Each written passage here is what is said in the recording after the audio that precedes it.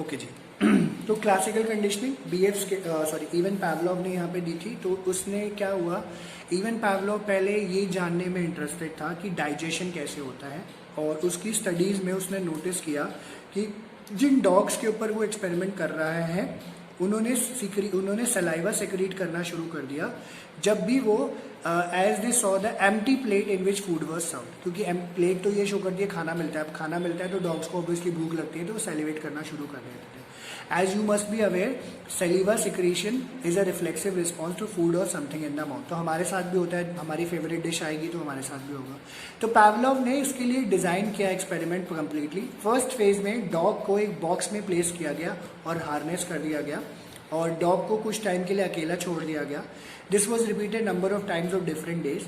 In the mean time एक simple surgery conduct करी गई, जिसमें क्या हुआ कि डॉग सेलिवेट करता है तो उसके मुंह में ना एक पाइप लगा दी सर्जरी करके, और जब भी वो मेजर करना था कि कितना सेलिवेट कर रहा है डॉग, जो है कितना सेलिवेट करेगा, तो वो मेजरिंग पाइप से कलेक्ट होके वहाँ पे आ जाएगा और हमें पता चल जाएगा। तो मेजरिंग ग्लास के थ्रू ये किया गया।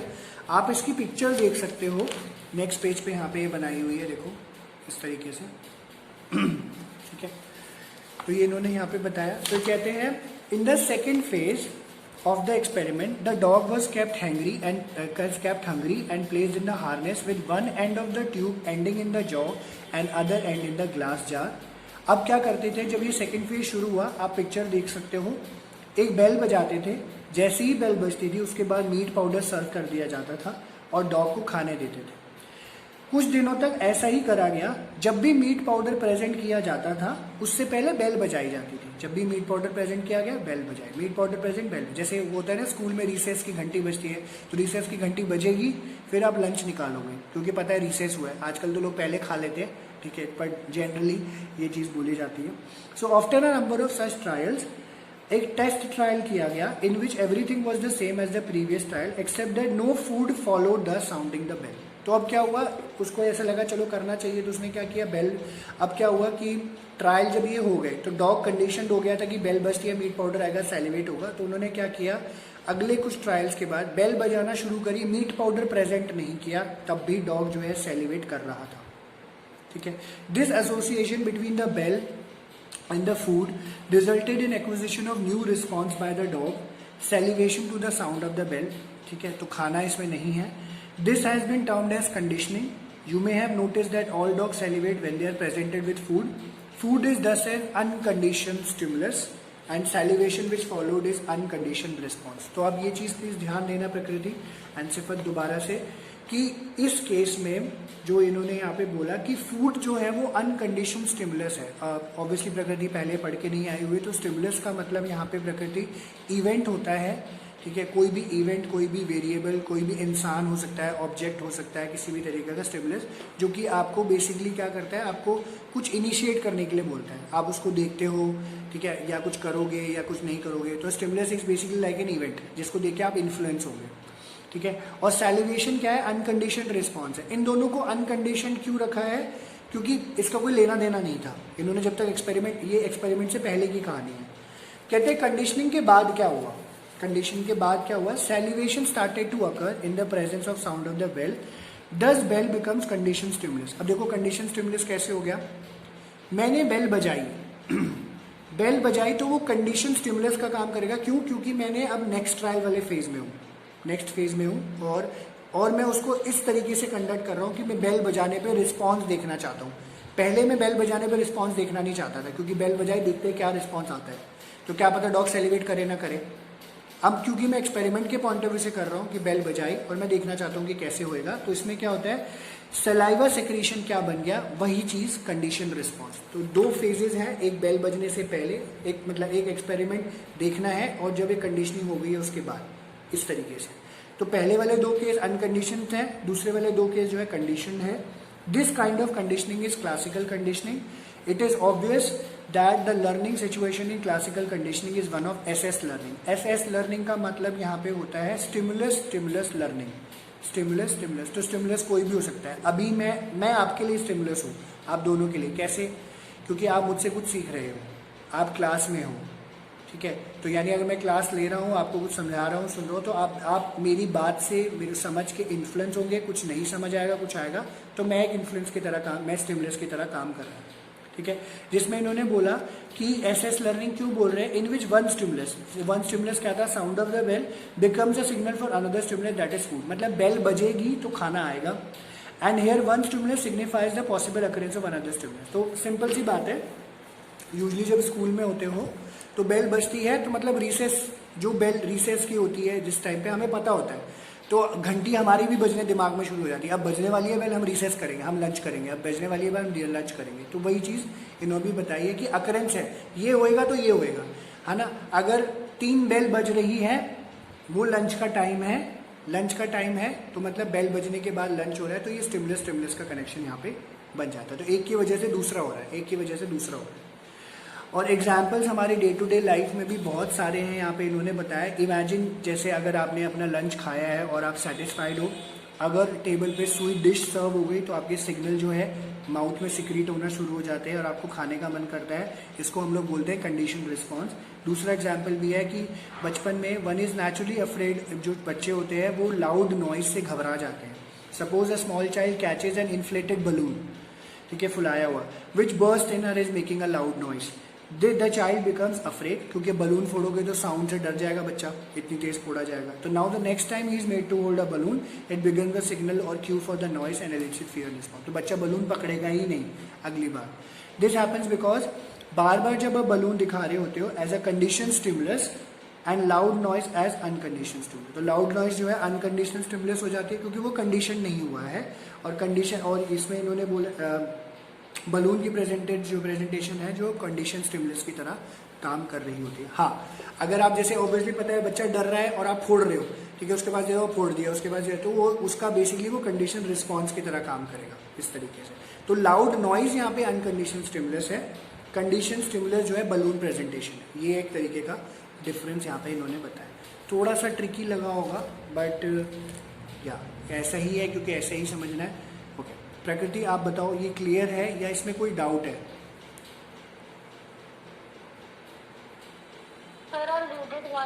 उसमें कुछ होगा तो फिर मैं आपको बता दूंगी। अभी ये वैसे समझ आया, कोई दिक्कत तो नहीं? नहीं सर। ठीक है ओके, ठीक है। तो ये इन्होंने बताया, और इसको ना आप जो है आराम से जो है, अगर आपको ऊपर की थ्योरी नहीं लिखनी है, जो ये वाली है फॉर एग्जांपल, जैसे यहाँ पे लिखा हुआ है, मैं दिखा रहा हूँ, ये वाला जो पोर्शन है अनकंडीशन स्टिमुलस वगैरह का, इस तरीके से, ठीक है। तो इसके लिए आप क्या कर सकते हो, ये सीधा बॉक्स भी बना सकते हो, ये वाला लास्ट नीचे दिया हुआ है, तो इससे जो ऊपर वाली एक्सप्लेनेशन हो जाती है, वरना ये जो थ्योरी है वो पीछे से शुरू हो रही है यहाँ से, ठीक है। तो ये तो थ्योरी आपको पूरी ही लिखनी होती है इस तरीके से। तो ये इन्होंने जो है एक्सप्लेन करी बात। अब इन्होंने इसको बॉक्स में समझा रखा है, हम उसको भी एक बार देख लेते हैं। Relationship of stages of conditioning and operation. तो सबसे पहले इससे ज़्यादा क्लैरिटी होगी, स्टेजेस ऑफ कंडीशनिंग। पहले नेचर ऑफ स्टिमुलस, फूड क्या था, अनकंडीशनल स्टिमुलस था। Nature of response, salivation, unconditional response हो गया, क्योंकि हमने कंडीशनिंग करी नहीं। साउंड ऑफ द बेल, आप बेल बजाते थे तो अलर्टनेस आती थी, बस बेल बज रही है, no specific response was generated, क्योंकि इससे बेल बजा रहे तो कुत्ते के उस डॉग के आगे जो है आप मीट पाउडर प्रोड्यूस ही नहीं करते थे, कोई रिस्पॉन्स नहीं आता था। ड्यूरिंग जब एक्सपेरिमेंट हो रहा है तो साउंड ऑफ द बेल क्या हो गया, कंडीशन स्टिमुलस। फूड जो है unconditional stimulus, salivation unconditional response हो गया, ठीक है, ड्यूरिंग। एंड आफ्टर जब कंडीशन हो गया डॉग, तो साउंड ऑफ द बेल हो गया CS और सैलिवेशन हो गया कंडीशन रिस्पॉन्स, ठीक है। ये चीज़ उन्होंने बताई। फूड का कोई लेना देना नहीं है, क्योंकि वो साउंड ऑफ द बेल से कंडीशन हुआ है, मीट पाउडर तो बात की बात है, ठीक है, वो इन्होंने यहाँ पे एक्सप्लेन करी है बात। तो ये छोटा सा है, आप ऐसे भी लिख सकते हो, कोई इसमें कोई दिक्कत नहीं है, एक्सेप्टेबल है ये, तो आप ऐसा लिख सकते हो, कोई प्रॉब्लम नहीं। जैसे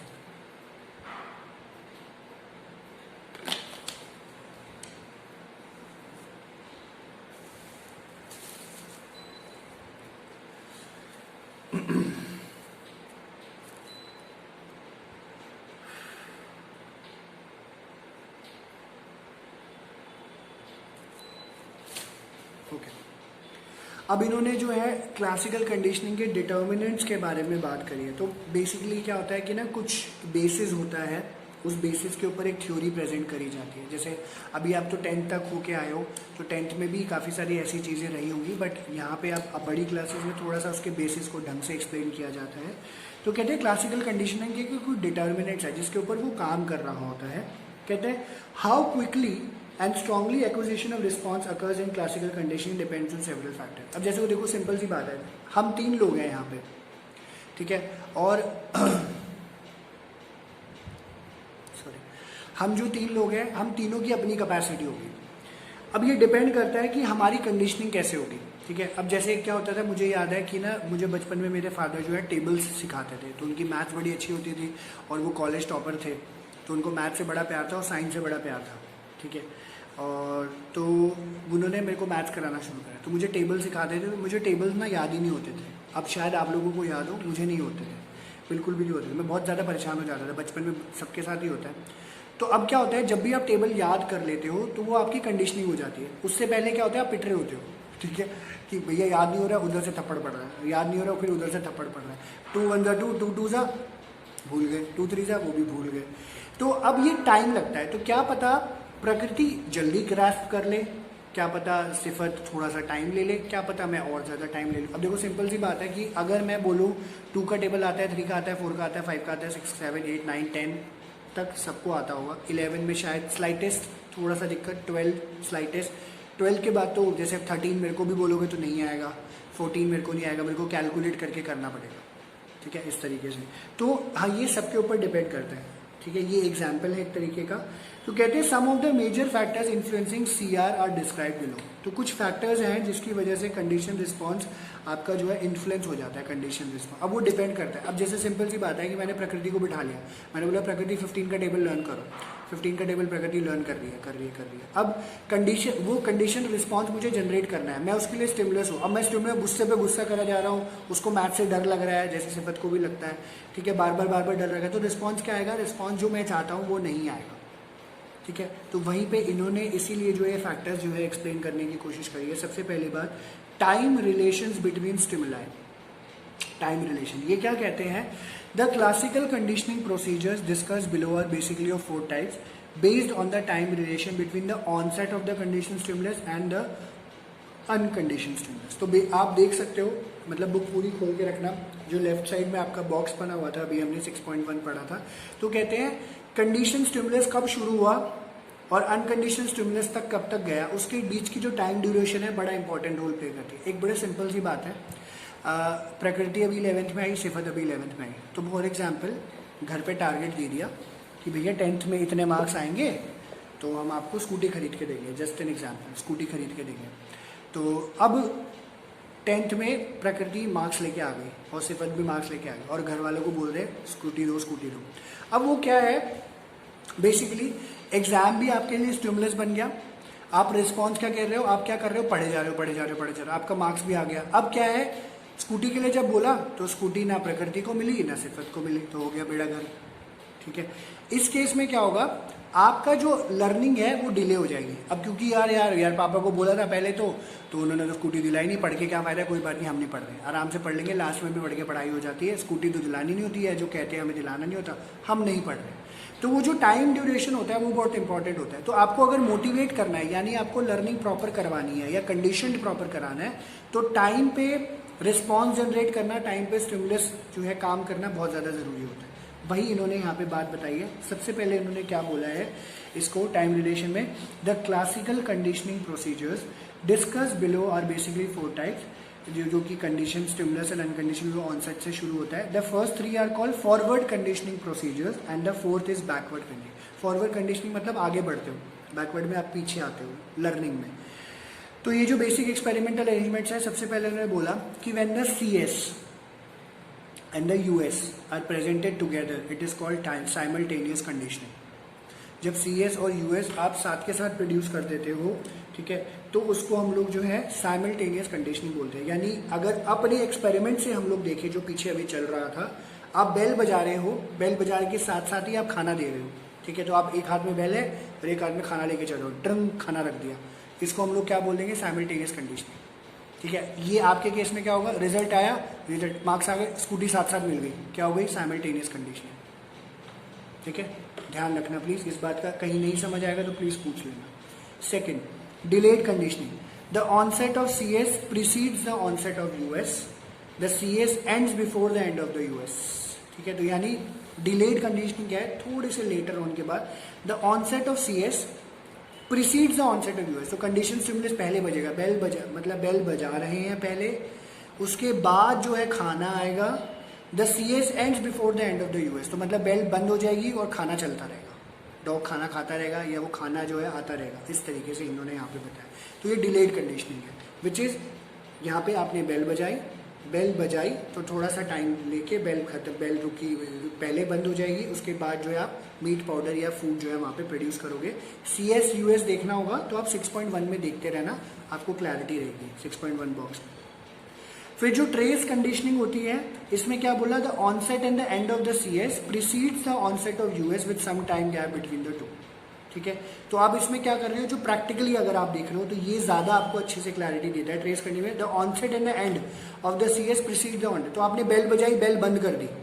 ठीक है, बेल बंद करी, उसके थोड़ी देर बाद जो है जाके खाना परोसे। जैसे हॉस्टल में जाते हो ना, आप हॉस्टल में रहना, बेल बजेगी, वो 5 मिनट तक बजती रहेगी ताकि सारे लोग टेबल पे आ जाए। जैसी बेल बंद हो जाएगी, सब टेबल पे आ गए, उसके थोड़ी देर बाद फिर खाना आएगा। ठीक है, फिर लोग खाना खाना शुरू करेंगे। तो एंड भी, स्टार्ट भी पहले हो गया, एंड भी पहले हो गया। ठीक है, और US जो है आपका यानी अनकंडीशनल स्टिमुलस वो बाद में आ रहा है। ये सारी फॉरवर्ड कंडीशनिंग है जो कि आपको आगे लेकर जाती है, आगे की लर्निंग के पॉइंट। और जो बैकवर्ड कंडीशनिंग है, the US precedes the onset of CS, जैसे स्कूल में होता है, लंच पहले कर लिया, बेल तो बाद में बचेगी, लंच खा के खत्म है। ठीक है, लंच हमने पहले कर लिया और बेल बाद में बच रही है। तो ये क्या है, US पहले आ गया है, CS बाद में आ रहा है। ठीक है, ये चीज इन्होंने यहाँ पे बताई। ये क्लियर है आपको? इसमें से किसी को कुछ समझ नहीं आया तो प्लीज अनम्यूट करके पूछ ले। प्रकृति आपको समझ आया ही है? ठीक है, बोरिंग लग रहा है प्रकृति? नहीं सर। ओके ओके, कोई बात नहीं। ठीक है, पर सिफत तुम्हें समझ आया? हाँ जी सर। ठीक है, अब इन्होंने फर्दर आगे इसको समझाते हुए बोला कि it is now well established that delayed conditioning procedure is the most effective way of acquiring a CR. Simultaneous and trace conditioning procedure do lead to acquisition of a CR, but they require greater number of acquisition trials in comparison to delayed conditioning. तो usually जो सबसे better तरीका है वो delayed conditioning ही है। Simultaneous और trace conditioning एक हद तक करता है, बट थोड़ा सा ट्रायल्स उसके ज़्यादा चाहिए होते हैं। It may be noted that backward जो है कंडीशनिंग बहुत कम होती है, बैकवर्ड कंडीशनिंग नहीं होती। ठीक है, बहुत कम यहाँ पे देखी जाती है। फिर इन्होंने जो दूसरा इसका फैक्टर बताया है वो है टाइप ऑफ अनकंडीशन स्टिमुलस। अनकंडीशन स्टिमुलस देखो यहाँ पे फूड है टेबल 6.1 में, तो किस टाइप का है डिपेंड करता है टाइप। ठीक है, which says the unconditional stimulus used in studies of classical conditioning are basically of 2 types, appetitive and aversive. Appetitive appetite से निकला है, ठीक है, पेट में जाने वाला जिसको बोलते हैं। तो appetitive unconditional stimulus automatically elicits approach responses such as eating, drinking, caressing, etc. and these responses give satisfaction and pleasure. तो आप जिसको जैसे फॉर एग्जांपल जो खाना पीना है आपका, तो आपकी कोई फेवरेट ड्रिंक है, फेवरेट फूड है, कोई और है, तो जो आपको सेटिस्फैक्शन देता है तो अप्रोच रिस्पॉन्स यहाँ पे जनरेट होता है, तो आपका रिस्पॉन्स जल्दी आता है यहाँ पे। तो इसमें इतना ज़्यादा कंडीशनिंग आपकी बहुत जल्दी होती है यहाँ पे। ठीक है, तो ये डिपेंड करता है। एपेटेटिव में आपकी कंडीशनिंग जल्दी होगी, एवर्सिव में कंडीशनिंग होती है बट उल्टी, बट उसको आप अवॉइड करते हो। एवर्जन का मतलब क्या होता है, अवॉइड करना। ठीक है, तो क्या कहते हैं, on the other hand aversive US such as noise, bitter taste, electric shock, painful injection are painful, harmful and elicit avoidance and escape responses. ठीक है, अब जैसे फॉर एग्जांपल अगर हम बोले मेरे को जैसे करेला पसंद नहीं है, तोरी पसंद नहीं, टिंडे, तो मैं देख के ही मैं भाग जाता हूँ, भाई मेरे को नहीं खाना, मेरे लिए कुछ और बना दो। आई होप आप लोगों के साथ भी होता होगा। तो ये क्या है, ये एवर्सिव कंडीशनिंग है। ठीक है, जो हमें पसंद नहीं है उसको देख के भाग जाओ, छोड़ दो। तो it has been found that appetitive classical conditioning is slower and requires greater number of acquisition trials, but aversive classical conditioning is established in 1 or 2 trials depending on the intensity of the aversive US. क्योंकि अब जैसे मेरे को अगर करेला पसंद नहीं है, मुझे कुछ खिलाने की कोशिश करेगा तो मैं एक बार में भागूंगा, तो मेरे लिए एवर्सिव कंडीशनिंग जल्दी हो जाती है।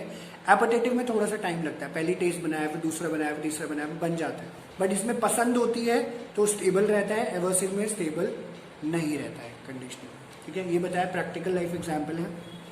एंड थर्ड है intensity of the condition stimuli. अब कंडीशन स्टिमुलाई जो है, जो कि यहाँ पे इन्होंने बोला है sound of the bell. Sound of the bell, sound of the bell बहुत मैटर करता है यहाँ पे, उसकी इंटेंस होना बहुत ज़्यादा जरूरी है। This influences the course of both appetitive and aversive classical conditioning. More intense condition stimuli are more effective in accelerating the acquisition of condition response. It means that the more intense the condition stimulus, the fewer are the number of acquisition trials needed for condition। तो मतलब इस case में ये क्या बोल रहे हैं, अगर आप बेल, जैसे बेल आप बहुत धीरे से बजाते हो तो डॉग क्या बोलेगा, डॉग सेलिब्रेट करेगा नहीं, उसको आवाज़ ही नहीं पहुंचेगी। ठीक है, तो जितना जोर से आप बेल बजाओगे उतना ज़्यादा रिस्पॉन्स आपका जनरेट होगा। भाई जोर बेल बज गया तो डॉग अलर्ट हो जाएगा और वो सेलिब्रेट करना शुरू कर देगा, मेरा खाने आने वाला है, खाने आने वाला है। ठीक है, ऐसे ही जैसे क्योंकि एपेटेटिव एवर्सिव में जैसे पुराने टाइम में पनिशमेंट दी जाती थी ना, तो लोगों को लगता था, डर लगता था पहले, तो घंटी बजी है भाई हमारी पनिशमेंट का नंबर आ गया या हमारे काम का नंबर आ गया, तो लोग डर जाते थे, अलर्ट हो जाते थे, तो वो उनका रिस्पॉन्स मैकेनिज्म जनरेट होना शुरू हो जाता था। इसलिए कहते हैं कि जितना ज़्यादा इंटेंस होगा कंडीशन स्टिमुलस, उतने एक्विजिशन ट्रायल्स आपके कम लगेंगे और कंडीशन आप जल्दी हो जाओगे। ठीक है, ये इन्होंने यहाँ पे बात बताई है। ये समझ आई बात आपको, वो ये फैक्टर समझ आए, तीनों के तीनों सिफत आपको समझ आया, तीनों के तीनों ये। हाँ जी सर। ठीक है, प्रकृति आपको समझ आया? हाँ जी सर। ठीक है, एक काम करो, प्रकृति सिफत आप 5 मिनट लो और ये फटाफट जो हम इस क्लासिकल कंडीशनिंग बस सारा आराम से पढ़ो। देखो कोई डाउट है, कुछ नहीं समझ आ रहा तो पूछना। एक बार लो 5 मिनट आराम से एक बार लाइन टू लाइन पढ़ो। ठीक है, फिर आगे वाला शुरू करते हैं।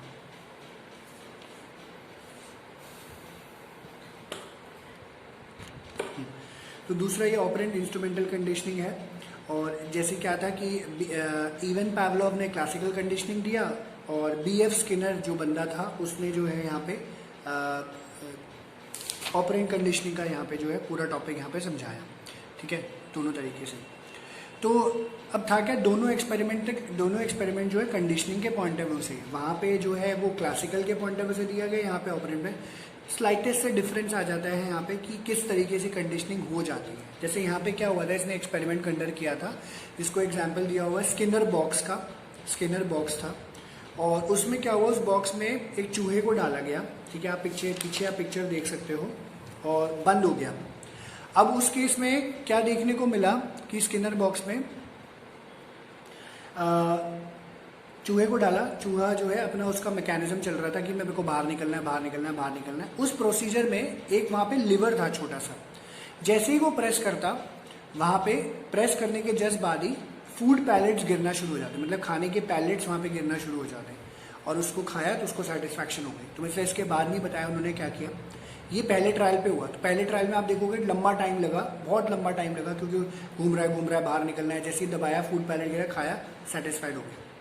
अब ये 1 बार हुआ, 2 बार हुआ, 3 बार हुआ, 4 बार हुआ, 5 बार, वैसे बढ़ता बढ़ता बढ़ता आगे गया।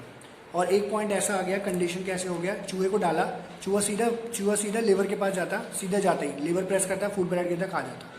फिर डाला, लिवर प्रेस किया, खा गया, फिर डाला, लिवर प्रेस किया, खा गया। तो मतलब उसको जो है ढूंढने की जो है उसका जो सर्चिंग मैकेनिज्म था वो एंड हो गया। इससे ये शुरू करते हैं, ये बताया जाता है कि ये ऑब्वियस है, एक ऑपरेंट रिस्पॉन्स होता है हम लोगों का, जो कि हम जनरेट करते हैं, जो कि लर्निंग की तरह ही काम यहाँ पे कर रहा होता है। तो ये क्या कहते हैं, ये जो कंडीशनिंग है बीएफ स्किनर ने दी थी।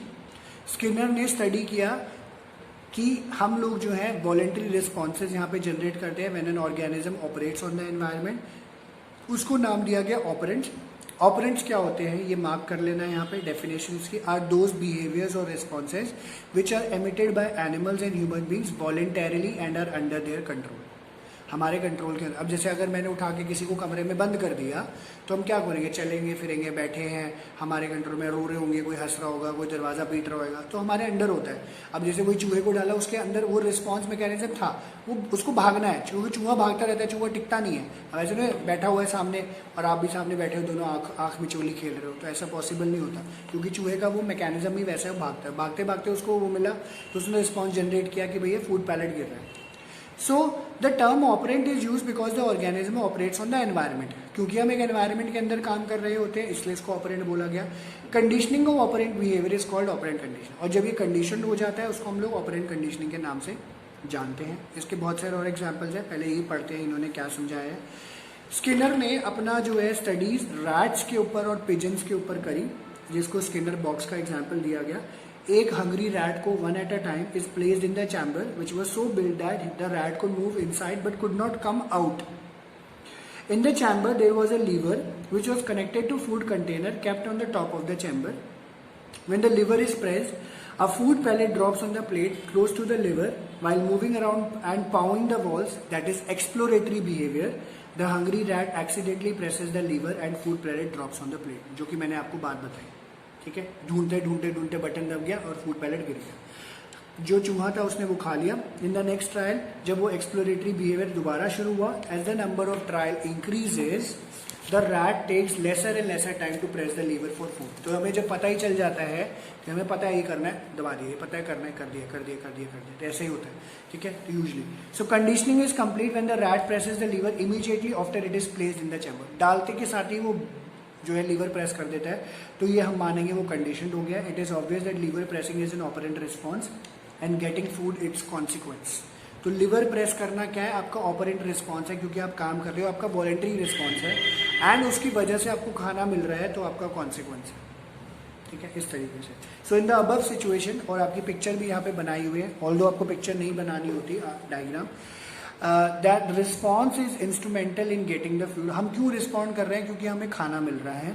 That is why this type of learning is also called as instrumental conditioning. ठीक है, अब जैसे भाई सिंपल सी बात है, आप क्यों पढ़ रहे हो, आपको मार्क्स लेंगे, आप हर बार 90% क्यों लेकर आ रहे हो, क्योंकि आपके पेरेंट ने बोला है आपको गाड़ी दिलवा देंगे. तो आपका क्या है, ये इंस्ट्रूमेंटल लर्निंग भी हो जाती है, ये इंस्ट्रूमेंटल कंडीशनिंग भी होगा. And examples of instrumental conditioning about in everyday life. Children, आप लोगों ने भी किया होगा ये. Children who want to have some sweets in the absence of their mother learn to locate the jar in which mother hides the sweets for safekeeping and eat it.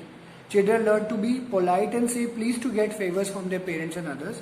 One learns to operate mechanical gadgets, radio, camera, TV based on the principle of instrumental conditioning. As a matter of fact, human beings learn shortcuts to attain desired goals and ends through instrumental conditioning.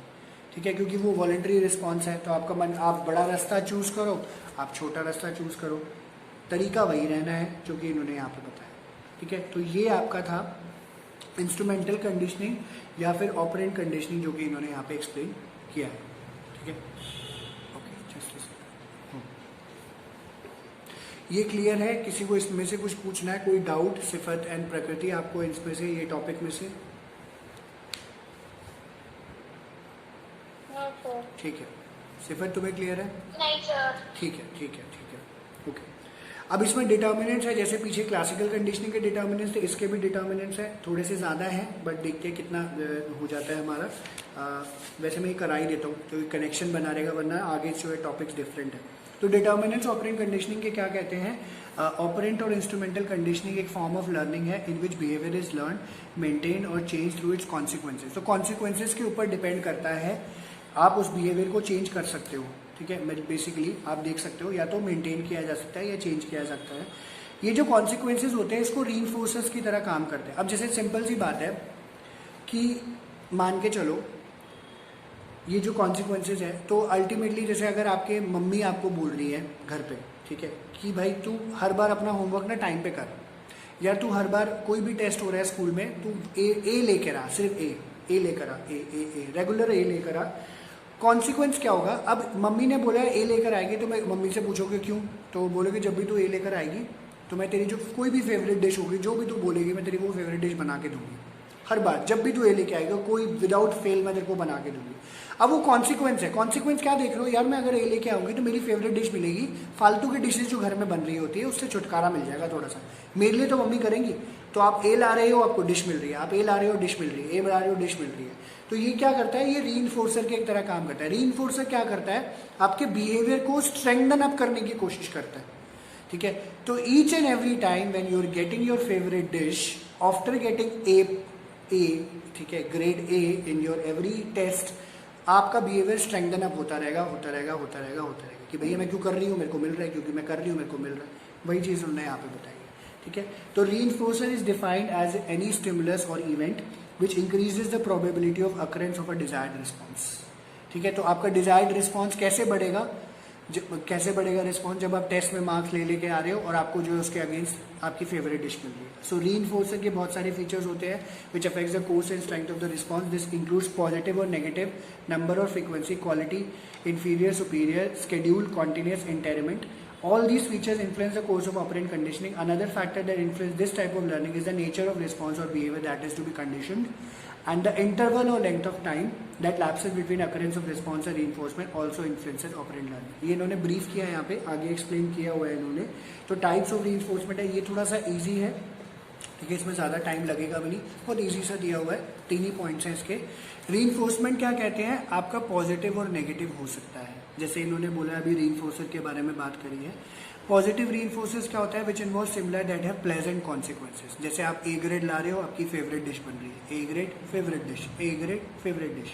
They strengthen and maintain the responses that have caused them to occur. तो आपने उसको maintain करके चलते हो, क्योंकि बार बार ए लाओगे, बार बार आपकी favourite dish मिलेगी, बार बार ए लाओ, बार बार फेवरेट डिश। तो ये मेंटेन कर रहे हैं उस बिहेवियर को। Positive reinforcers satisfy needs which include food, water, medals, praise, money, status, information etcetera. तो इसमें सब आ जाता है, आपका खाना पीना, आपको प्रेज मिल रहा है, आपको अवार्ड मिल रहा है। नेगेटिव रीइंफोर्सर्स क्या हो जाती है, which involve unpleasant and painful stimuli, जो कि आपको दर्द देता है, परेशान करता है, आप भागने की भी कोशिश करते हो उन सबसे। तो responses that lead organism to get rid of painful stimuli or avoid and escape from them provide negative reinforcement. The negative reinforcement leads to learning of avoidance and escape responses. आप भागोगे, ठीक है, नहीं करना, मुझे नहीं खाना। For example, one learns to put on woollen clothes, burn firewood or use electric heaters to avoid the unpleasant cold weather. ठंड लग रही होगी तो हीटर चला लिया, गर्म कपड़े पहन लिए, क्योंकि आपको भागना है, बचना है। And one learns to move away from dangerous stimuli because they provide negative reinforcement. It may be noted that negative reinforcement is not punishment. तो पनिशमेंट नहीं है, बट आप उसको अवॉइड जरूर कर रहे होते हो, ठीक है, ये चीज़ कर रहे होते हो। तो इस तरीके से use of punishment reduces or suppresses the response while a negative reinforcer increases the probability of avoidance or escape response. अगर आप पनिशमेंट देते हो किसी केस में, उससे जो है आपका जो रिस्पॉन्स मैकेनिज्म है वो कम हो जाता है किसी भी सेंस। पॉजिटिव वाला तो होएगा नहीं, नेगेटिव वाला खराब हो जाता है। And for example, drivers and co-drivers wear their seat belts to avoid getting injured in case of accident or to avoid being fined by the traffic police. दोनों कॉन्सिक्वेंस है। तो आप एक्सीडेंट से बचना चाहते हो या फाइन से बचना चाहते हो। जैसे मैं बेल्ट लगाता हूँ, मुझे लगता है मुझे फाइन से बचना है, ठीक है, तो मेरा कॉन्सिक्वेंस है, ठीक है, तो मैं बचने वाले काम कर रहा हूँ। तो नेगेटिव पॉइंट ऑफ व्यू से देखा जाए। And it should be understood that no punishment suppresses the response permanently. Mild and delayed punishment has no effect. The stronger the punishment, the more lasting is the suppression effect, but it is not permanent. तो punishment strong मिलेगी, जिसे आप देखते हो ना, लोग ना police वाले लोगों को अरेस्ट कर करके लेके जाते हैं। जैसे अभी एक बड़ा रिसेंट सा केस आया था, एक बंदे को अरेस्ट किया गया था, वो 11 साल बाद जेल से छूटा पेरोल पे। पेरोल पे छूटने का मतलब होता है टेम्पररी, कुछ चीज़ें अच्छी करी होंगी तो वहाँ पे उसको छोड़ देते हैं कि चलो जाओ, शादी है या कुछ है, या ऐसे करके भी छोड़ देते हैं। वो गया, वो ना चोरी चारी करता था, वो बंदा गया, फिर से जैसे ही निकला उसने चोरी चारियाँ करना फिर दोबारा शुरू कर दी, दोबारा और 2-3 इंस्टेंट उस बंदे के सामने आ गए, क्योंकि पुलिस वाले भी उन लोगों के ऊपर चेक रखते हैं। तो ये क्या है, ठीक है, क्योंकि वो बिहेवियर जो है आपका खत्म ही नहीं हुआ। तो पनिशमेंट से आपका सप्रेस एक कम हो जाता है, सप्रेस नहीं होता। समटाइम पनिशमेंट का कोई जो है इफेक्ट नहीं होता। ऑन द कॉन्ट्री, पनिशमेंट की वजह से इंसान डिसलाइकिंग कर देता है, हेटरेट कर लेता है जो पनिशमेंट सामने वाला दे रहा होता है उसके ऊपर, ठीक है। तो ये आपके टाइप्स ऑफ रीइंफोर्समेंट है। 2 चीज़ें बेसिकली करनी है आपको, पॉजिटिव एंड नेगेटिव, बस, इसमें से और कुछ नहीं करना। फिर कहते हैं number of reinforcement and other features भी हैं इसके, उसके ऊपर भी डिपेंड करता है। कहते हैं it refers to the number of trials on which an organism has been reinforced or rewarded. Amount of reinforcement means how much of reinforcing stimulus, food or water or intensity pain causing agent one receives on each trial. तो आप हर trial पे किस तरीके से आपका हो रहा है। तो आप अच्छा कर रहे हो, अच्छा होएगा, आप बुरा कर रहे हो, बुरा हो रहा है। तो मतलब अच्छा करने पे आपको अच्छी चीज़ें मिल रही हैं, बुरा करने पे आप पिट रहे हो, पनिशमेंट मिल रही है। तो ये स्टिमुलस की तरह ही काम करेगा। Quality of reinforcement refers to the kind of reinforcer. Chickpeas or pieces of bread are of inferior quality as compared with raisins or piece of cake as reinforcer, ठीक है। तो आपको ऑब्वियसली काजू बादाम खाने को मिल रहे हैं तो वो बहुत ज़्यादा बेटर लगेगा एज कम्पेयर टू बाजरे की रोटी। तो वहाँ रीइंफोर्समेंट तगड़ा होएगा जहाँ पे आपको अच्छी चीज़ मिल रही है, जो नहीं तो आप भागोगे वहाँ से। And the course of operant conditioning is usually accelerated to an extent as the number, amount and quality of reinforcement increases. बड़े सारे नए वर्ड्स हैं, मैंने ऑलरेडी इन्होंने एक्सप्लेन किया हुआ है, तो आप पढ़ोगे दोबारा तभी समझ आएगा, एक बार में नहीं आएगा। तो रीइंफोर्समेंट वगैरह ये सब चीज़ें, स्ट्रेंथ, रीइंफोर्समेंट का मतलब होता है किसी चीज़ को स्ट्रेंथन अप करना। ठीक है। स्केड्यूल्स के बारे में भी फिर इन्होंने बोला कि ऑब्वियसली देखो टाइम टू टाइम जो है रीइंफोर्समेंट मिलना बहुत ज़्यादा ज़रूरी है। तो मैंने आपको एग्जांपल इसका पीछे दे भी दिया था कि रीइंफोर्समेंट क्या होता है। अरेंजमेंट है of the delivery of reinforcement during conditioning trials. Each schedule of reinforcement influences the course of conditioning in its own way and thus condition response occur with the differential characteristic. The organism being subjected to operant conditioning may be given reinforcement in every acquisition trial or in some trial it is given and in other it is omitted. जैसे इन्होंने बोला है ये जो reinforcement है बार बार भी हो सकते हैं या partially भी हो सकते हैं। कहते हैं when a desired response is reinforced every time it occurs we call it continuous reinforcement. तो कह रहे हैं when a desired response is reinforced, आपका रिस्पॉन्स, मैं अपने बच्चों से चाहता था कि वो ए लेकर आए और उनकी जगह मैं उनको फेवरेट डिश बना के दे रहा हूँ, तो ये कॉन्टीन्यूस रीइंफोर्समेंट है। बार बार स्ट्रेंथन अप करने की कोशिश कर रहा हूँ। In contrast in intermittent schedules responses or sometimes reinforce sometimes not, it is known as partial reinforcement and has been found to produce greater resistance to extinction than is found with continuous reinforcement. तो मतलब simple सी बात है, मैंने प्रकृति को वादा किया ये करो तो मैं ये दूंगा। मैंने बोला चलो अब लेकर, अब प्रकृति ने मेहनत करी, पढ़ी, रिस्पॉन्स जनरेट कराना था, मैंने बोला मना कर, मैंने बोला अभी नहीं दे रहा मैं, अब ये दूसरे वाला करो तब दूंगा। तो लेटर ऑन क्या होगा, मेरे बारे में पता चल जाएगा कि सर तो दे ही नहीं है, लेट इट बी, मैं बाद में ही कर लूँगी, आराम से हो जाएगा, कोई दिक्कत नहीं। तो जब ये पार्शियल रीइंफोर्समेंट मिलती है तो हमारा एक्सटिंक्शन होना शुरू हो जाता है। ठीक है, एक्सटिंक्ट होना शुरू हो जाता है वो बिहेवियर जो आप दिखा रहे होते हो। तो जहाँ ए ला रही थी प्रकृति बोलेगी बी में काम हो जाएगा, मेरे को क्या करना है जब सर दे ही नहीं रहे हैं तो। ठीक है, तो वो चीज़ उन्होंने बताया। एंड डिलेड रीइंफोर्समेंट होती है, effectiveness of reinforcement is dramatically altered by delay in the occurrence of reinforcement. It is found that delay in the delivery of reinforcement leads to poorer level of performance. It can be easily shown by asking children which reward they will prefer for doing some course. Smaller rewards immediately after doing the course will be preferred rather than a big one after a long gap. तो छोटे छोटे reward दोगे तो सही रहेगा। अब बड़ा reward कोई डिसाइड कर लोगे कि इसके बाद दूंगा तो वो शायद पॉसिबल नहीं होगा, तो बच्चा जो है वो हाउस होल्ड चोर्स नहीं कर पाएगा। ठीक है, वो करने में इंटरेस्टेड नहीं होगा, या किसी भी तरीके आप लोगों को भी बोलूँ या मुझे कोई बोला जाए तो मैं करने में इंटरेस्टेड नहीं रहूँगा। ये चीज़ इन्होंने बताई। तो ये डिलेड था और बाकी जो है इन्होंने इस तरीके से ऊपर बताया। ये क्लियर हुआ पोर्शन की नहीं हुआ? किसी को कोई डाउट है यहाँ से तो पूछ सकता है, मैं एक्सप्लेन कर दूंगा फिर दोबारा। सिफत, तुम्हें समझ आ गया ये वाला पोर्शन या नहीं आया? आ गया सर। ठीक है। प्रकृति आपको आया? आ गया सर। ठीक है।